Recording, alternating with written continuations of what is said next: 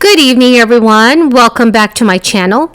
I hope that you're all having a wonderful and blessed Thursday evening. House Speaker Nancy Pelosi and the Biden administration plan to pass the next massive spending bill before the month of August. There will be millions of Americans that will receive an extra payment from the federal government once the bill passes. So here's your daily news report and fourth stimulus check update. Tomorrow evening, I will be giving away another $75 Amazon gift card. To enter the giveaway, all you need to do is subscribe to my channel, like this video, and please leave a comment below. A group of Senate Republicans has unveiled a $928 billion infrastructure proposal to counter President Joe Biden's plan that's nearly $2 trillion. The proposal outlines a significant increase from the most recent GOP plan to spend $568 billion.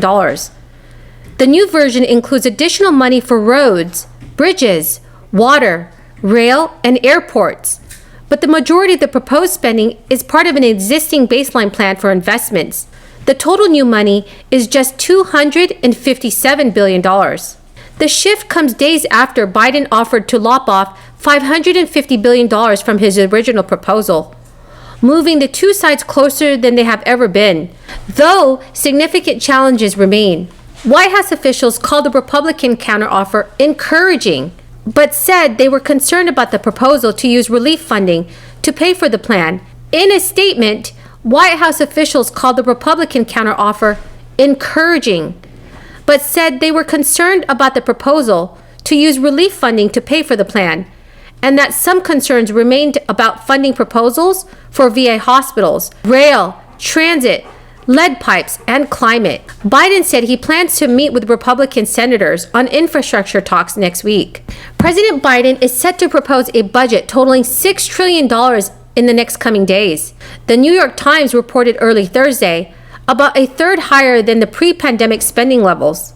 The proposal would contain major investments in infrastructure, education, and healthcare. Under the plan, the federal government would spend $6 trillion in the 2022 fiscal year, and spending would increase to $8.2 trillion by the year 2031. Meanwhile, millions of California residents may be in line to get a fourth check via a new effort from Governor Gavin Newsom.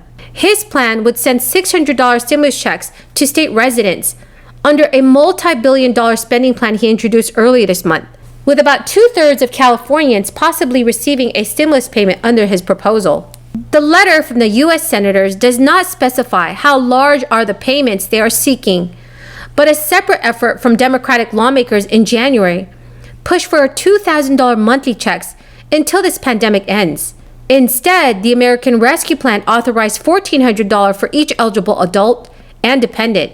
North Carolina's GOP senators are now urging Democratic Governor Roy Cooper to end federal unemployment benefits, saying that they are contributing to a shortage of workers in the state.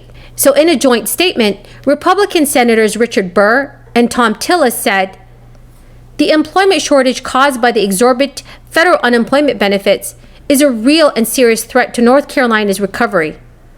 Over the last several weeks, we have heard from countless small, mid, and large-sized business owners that are struggling to hire enough workers to reopen this summer.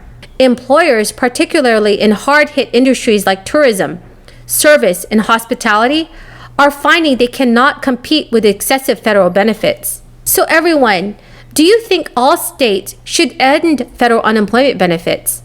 Please leave your thoughts in the comment section below. The U.S. Labor Department reported Thursday that the United States jobs market edged closer to its pre-crisis self last week, as initial jobless claims totaled just 406,000 for the week ended May 22nd. While that level is still well above the pre-crisis norm, it is the closest to the previous trend since the crisis began in March 2020, and a decline from the previous weeks of 444,000. About 1 million gig workers and non-traditional workers who qualified for PUA will cease to receive benefits in 20 states that are curtailing the program early. These states have provided a 30-day warning that the benefits are ending, but workers who spoke to CBS News said they believe they will need more time than that to find employment. These workers represent a diverse pool, from freelance writers and musicians to dog walkers, house cleaners, and Uber drivers. Some lawmakers and worker advocates have asked the U.S. Department of Labor to intervene, including Senator Bernie Sanders of Vermont and the National Employment Law Project. The U.S. Department of Labor is still searching for a way to continue to provide enhanced jobless benefits to unemployed workers in the states that are cutting off aid early. But so far, it hasn't hit upon a method of doing this. And unfortunately, millions of families will face homelessness, hunger, and further debt because of these actions. Where are we? Senate Republicans continue to negotiate in good faith. We've had a lot of good dialogue with the White House. We're trying to get to that common goal of reaching a bipartisan infrastructure agreement that we talked about in the Oval Office with the President several weeks ago, and I talked with him even previous to that.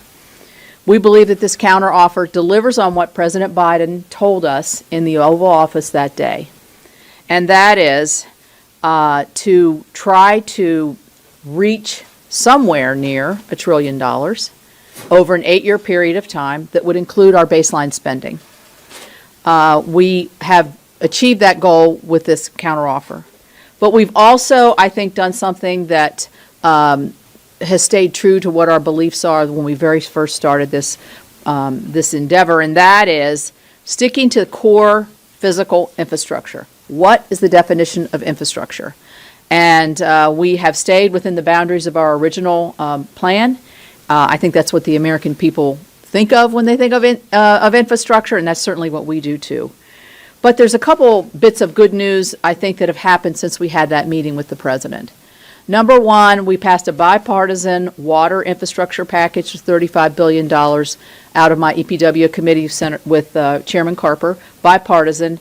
We got an 89-2 or 88-2 vote on the Senate floor on that piece of legislation. That's one of the pieces that the President had, and we have a like agreement on in terms of physical infrastructure.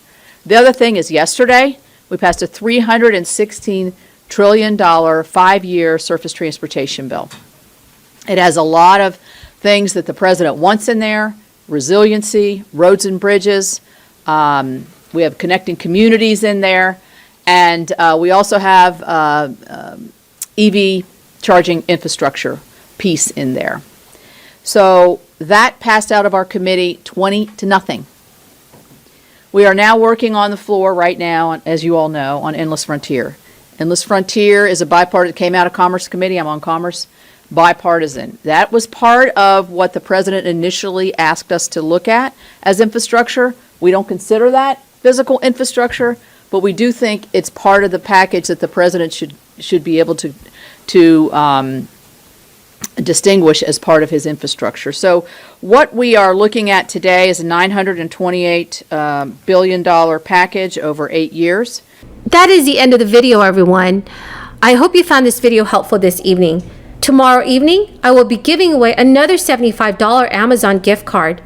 To enter the giveaway, all you have to do is subscribe to my channel, like this video, share the video, and please leave a comment below.